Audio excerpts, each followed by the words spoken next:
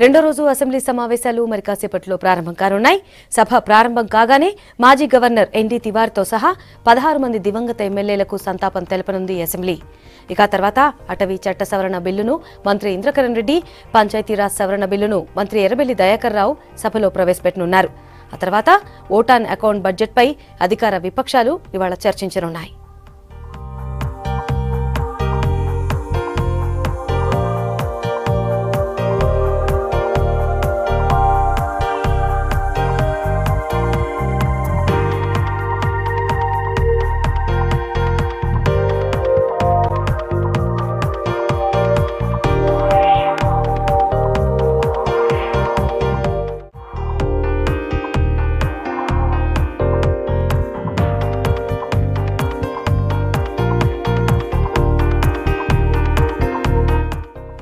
Assembly సమావేశాలకు సంబంధించి పూర్తి డీటెయిల్స్ శివారెడ్డి అందిస్తారు.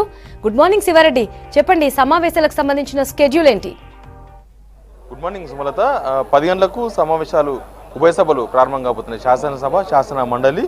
నిన్ననే సీఎం కేసీఆర్ ఆర్థిక మంత్రి హోదాలో, సీఎం హోదాలో ఓట్ ఆన్ అకౌంట్ బడ్జెట్ను ప్రవేశపెట్టారు. 1,82,000 కోట్ల పైచిలుకు బడ్జెట్ను నిన్న ప్రవేశపెట్టారు. ఆ బడ్జెట్ పైన ఈరోజు చర్చ ప్రారంభించబోతున్నారు.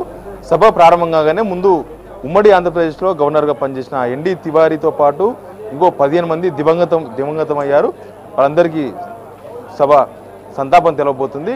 దాని తర్వాత 2 ప్రధానమైన బిల్లులను కూడా ఈరోజు ప్రభుత్వం సభలో ప్రవేశపెట్టబోతుంది. ఒకటి అటవీ శాఖకు సంబంధించిన బిల్లు, అటవీ చట్టం సవరణ బిల్లును. అడవిలో ఎవరైనా సరే అనుమతి లేకుండా కల్పన దొంగిలిస్తే వాళ్ళ మీద కఠినమైన చర్యలు తీసుకునేందుకు ఇప్పటికే ప్రభుత్వం నిర్ణయించింది.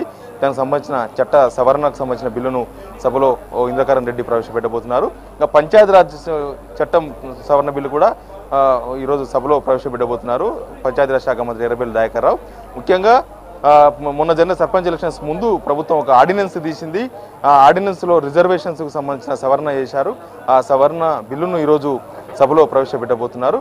దాని తర్వాత సీఎం కేసీఆర్ ఈ ఓట్ అకౌంట్ బడ్జెట్ పైన చర్చ ప్రారంభించబోతున్నారు. ప్రతిపక్ష ఎమ్మెల్యేలకు ఉన్న అనుమానాలు కానీ ఆ బిల్లు పైన ఉన్న అభిప్రాయాలను కూడా ఈ సభలో ప్రతిపక్షాలు వెలిపించబోతున్నారు. దాని తర్వాత సీఎం కేసీఆర్ రిప్లై ఇవ్వబోతున్నారు. ముఖ్యంగా ఈ budget, vote on account budget, ఈ బడ్జెట్ ఖచ్చితంగా తెలంగాణలో అసెంబ్లీ ఎన్నికల ముందు కేసీఆర్ ఇచ్చిన హామీలు ప్రతిబింబించే విధంగా ఉందని అధికార పార్టీకి సంబంధించిన నేతలు చెప్తూ ఉంటే, ప్రతిపక్ష నేతలు మాత్రం దాని మీద అభ్యంతరం వ్యక్తం చేస్తున్నారు. హామీలకు ఈ బడ్జెట్కు ఎలాంటి సంబంధం లేదు, డబుల్ బెడ్రూమ్ ఇల్లు కట్టిస్తామని చెప్తున్నారు. తర్వాత మిగతా ఇచ్చిన హామీలన్నీ కూడా అమలు చేస్తామని చెప్తున్నారు. నిరుద్యోగ భృతి లాంటి ఇవన్నీ అమలు చేస్తామని చెప్తున్నారు. కానీ వాటి కేటాయింపులు సరిగా లేవు, అది సరిపోవని ప్రతిపక్ష నేతలు చెప్తూ వస్తున్నారు. ఈ అంశం పైన ప్రతిపక్షాలు ఇదే అంశాన్ని సభలో లేవనెత్తే అవకాశం ఉంది. దీనికి ప్రభుత్వం నుంచి రిప్లై కూడా రాబోతుంది ఈరోజు. కానీ నిన్ననే డిప్యూటీ స్పీకర్కి సంబంధించిన నోటిఫికేషన్ వచ్చింది. డిప్యూటీ స్పీకర్ నామినేషన్లు ఈరోజు 10 గంటల నుంచి 3 గంటల లోపు నామినేషన్లు స్వీకరణ ఉంది. అయితే ఇప్పటికే అధికార పార్టీ నుంచి పద్మారావు గౌడ్కు సమాచారం ఇచ్చారు. ఆయన డిప్యూటీ స్పీకర్గా ఈరోజు నామినేషన్ వేయబోతున్నారు. 9:30కే అసెంబ్లీకి రావాలని ఇప్పటికే ఆయనకు పిలిపించారు. ఆయన 9:30కి రాబోతున్నారు. ఆ నామినేషన్కి సంబంధించిన ప్రక్రియను, నామినేషన్ పత్రాలకు సంబంధించిన ఏర్పాటాన్ని కూడా చేస్తున్నారు. ఎమ్మెల్యేల మద్దతు సంబంధించిన అంశం అన్ని కూడా దాని మీద పత్రాల పైన నామినేషన్ పత్రాలను కూడా సిద్ధం చేయబోతున్నారు.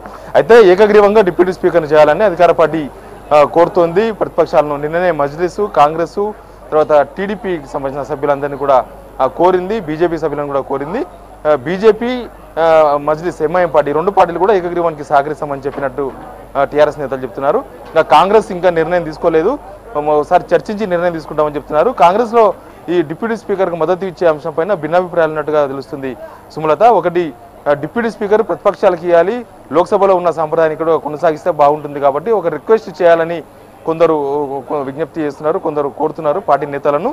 ఇక కొందరేమో ఎలాగూ కాంగ్రెస్ పార్టీకి కేవలం 19 మంది సభ్యుల సంఖ్యనే ఉంది కాబట్టి గతంలో 2009 కానీ 2014 కానీ 2004లో కూడా ప్రతిపక్షాలకు లోక్సభలో ఇచ్చినట్టుగా ఇక్కడ కూడా అసెంబ్లీలో ప్రతిపక్షాలకు డిప్యూటీ స్పీకర్ ఇచ్చే సాంప్రదాయం కొనసాగలేదు కాబట్టి ఇప్పుడు కూడా అడగడం వేస్ట్. ఇప్పుడు సంఖ్యాబలం లేదు కాబట్టి డిప్యూటీ స్పీకర్ను గౌరవపూర్వకంగా, మర్యాదపూర్వకంగా, ఏకగ్రీవంగా ఎన్నుకుంటేనే బాగుంటుందన్న అభిప్రాయాన్ని కూడా పార్టీలో సీనియర్లు కానీ సీనియర్ ఎమ్మెల్యేలు కూడా సూచిస్తున్నారు.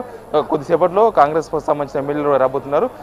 ఏది ఏమైనా డిప్యూటీ స్పీకర్ ఏకగ్రీవం అయినా కాకుండా ఏకగ్రీవం చేసేందుకు మాత్రం అధికార పార్టీ అందరితో చర్చలు జరుపుతూ ఉన్నారు. ఈ రోజు 10 గంటలకు సమావేశాలు ప్రారంభమవుతాయి. సుమలత 10 గంటలకు శాసన మండలి కూడా ప్రారంభం కాబోతుంది. కేసీఆర్ శాసన మండలిలో కూడా బడ్జెట్ పైన ప్రతిపక్షాలకు రిప్లై ఇచ్చే అవకాశం ఉంది. Sumalatha. Right Sivareddy, thank you.